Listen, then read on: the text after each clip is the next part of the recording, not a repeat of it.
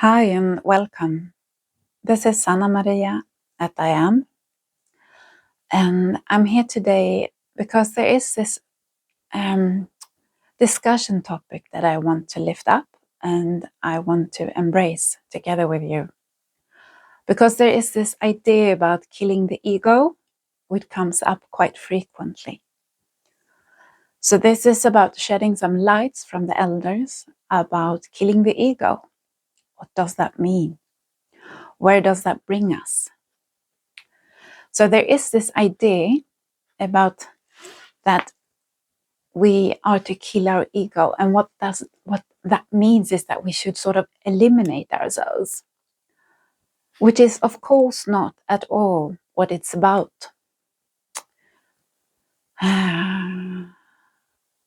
We are not supposed to eliminate ourselves in any way. You are actually perfect just as you are, and you are just to be more of yourself, not to kill something which is called an ego. It simply just is. If you have a thought, you can ask yourself, who is thinking this right now?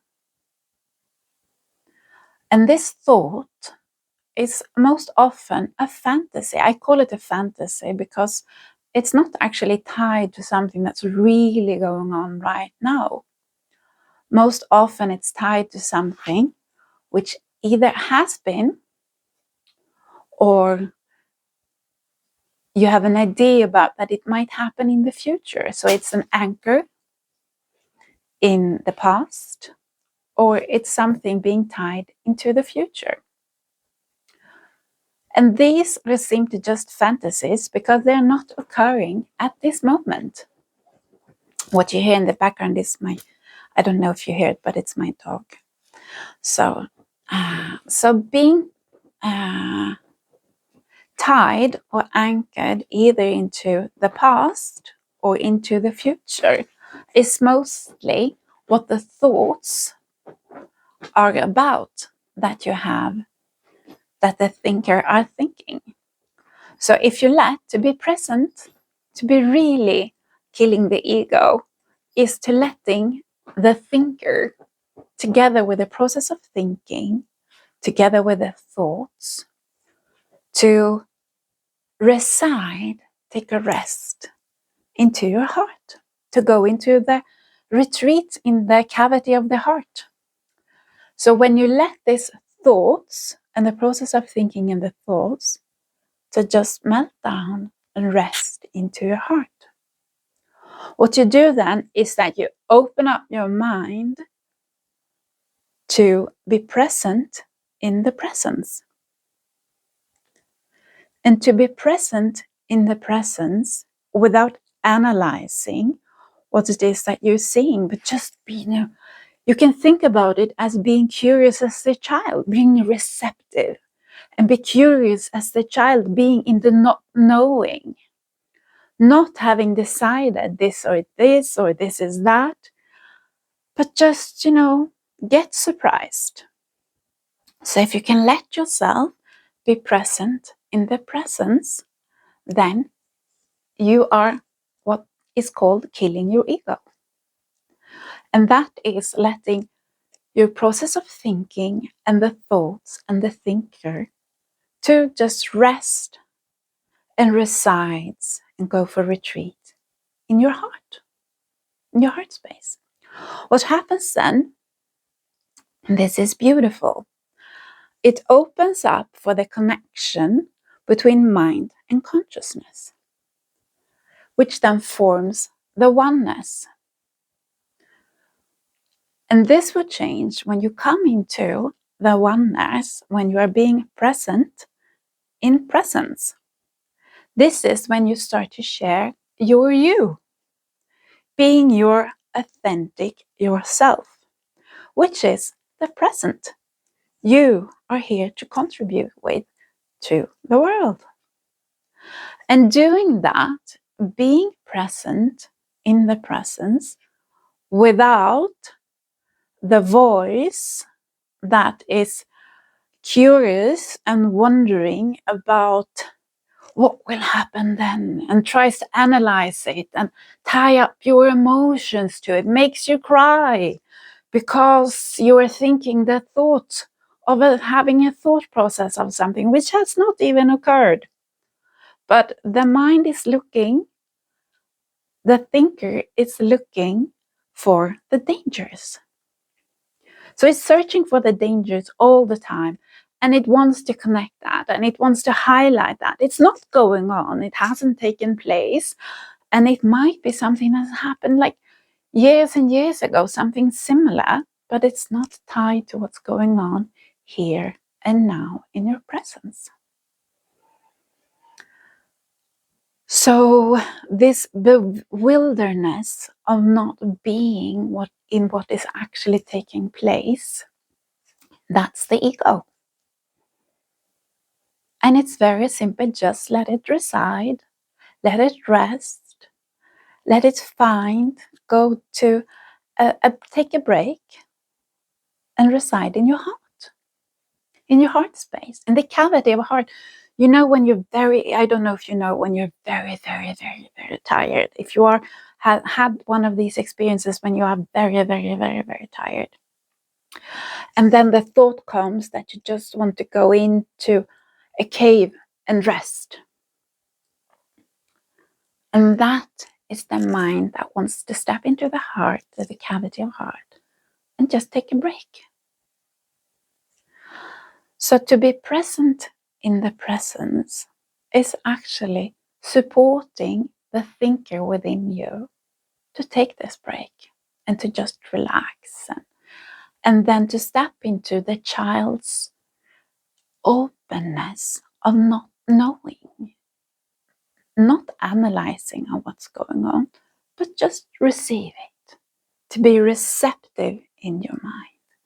When we are there in this receptiveness, we get in connection with which for me is the soul. So I get connected when I do this, which I'm not all the time. It's a learning process. Then I'm connected with my soul. And when I'm connected with my soul, everything relaxes. It's easy. There is happiness in heart. There is harmony in body. There is humor in the mind. And there's this curiosity going on. And I think that's the path to health as well. As well as a happy heart and a happy life. And I know that when I'm present with my relations around me, like my children, for example, they feel it. And they relax and they're like, Mom, I love you so much. You're so amazing. You are so good and you're so nice and we like you, because I'm being present with them. I'm being in the open receptiveness of letting my ego, my analysis, my knowing in advance of things which are just a fantasy. I think it's such a good word to put it on that. Things that has not occurred, which are not occurring, it's a fantasy. Baseline. It's a fantasy. Call it what it is. Let that thinker reside into your heart. That is what's called killing the ego. So we're definitely not killing anything. We're just letting the thinker take a break. Great. And we're just opening for the curiosity of not knowing, to actually be present with the people around us without analyzing them. Just imagine how I think none of us appreciates being with people around us that defines us, that have decided you are like this or you are like that and this is what you mean and so forth. They have defined you from their fantasies. As a huge difference to being with someone who is present in the presence and just sharing their present, their they're you. They're themselves with you, just as you share yourself with others. So I felt this is quite stepping ahead, because when we come into the heart and find our path to the happy heart, which this series is all about, then we will be present in the presence. And that is the so-called killing the ego, or whatever we want to call it. We are not killing anything. We're just being good and nice to each other. And I think that is also one thing, yes, that is so important to just address before we say ta-ta for now. And that is that letting the thinker and the process of thinking and the thoughts to reside, to rest in heart, that is the killing of the ego, does not involve other people.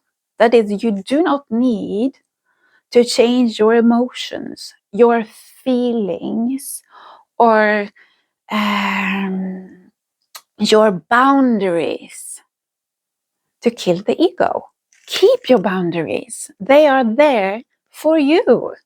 They are important for you. You should definitely not give your boundaries away to anyone. It's for you to have for yourself, and we will speak about this as well later on. But so keep your boundaries. They are yours. And your feelings, they're just there. Just accept them for what they are and look at them for what they are, and do that with love in your heart. There are feelings coming and going. There are emotions. Wow, let them be. It's healthy to have emotions. It's healthy to have feelings. It's healthy to have boundaries. To kill the ego is just let the thinker, the thoughts, and the process of thinking to take a rest, to take a break. And instead be curious. You can support yourself in this by being curious. Be curious about the world. Be curious about what you don't know. Just feel, for example, the snow, how it lands on your skin. And for those of you who work with ego, this is also one important piece, because that is being tantric. I mean, being present in presence, that is being tantric. So if you want to be a tantric person, and this is an important part for you, simply just, maybe not simply, but just still simply just open up for the possibility. Of course, I mean, I'm still expressing my experience, the knowledge that I have worked with, and so forth. And you should question this, because you are responsible for your path. No one else is. You are. So I'm just sharing what I think is workable knowledge, workable logic. But you need to find what's true for you. That's not something I can do. But so you don't need another human being to be tantric. You don't need another human being to kill your ego. You don't need to change and take away your boundaries to step into oneness. Stepping into oneness is letting the consciousness and mind merge with your soul. And this is what you do when you are present in presence, because that's when you give your present of being your authentic you. So love and kisses for now, ta-ta for now, and I hope you have a beautiful journey with this. So journey and dream with this, and you can, you know, be like an Indian, sneak on yourself and on your behaviors and your thoughts, and be like, is this a thought? Is this the thinker? Is this the process of thinking going on? Or is this actually the reality now? Is this really what is present in the presence? So just sneak on that and test it. try it I do it most of the time, actually. It's a beautiful journey. It's an exciting journey. And I'm so happy to be here with you. Okay. Ta-ta for now. Bye-bye.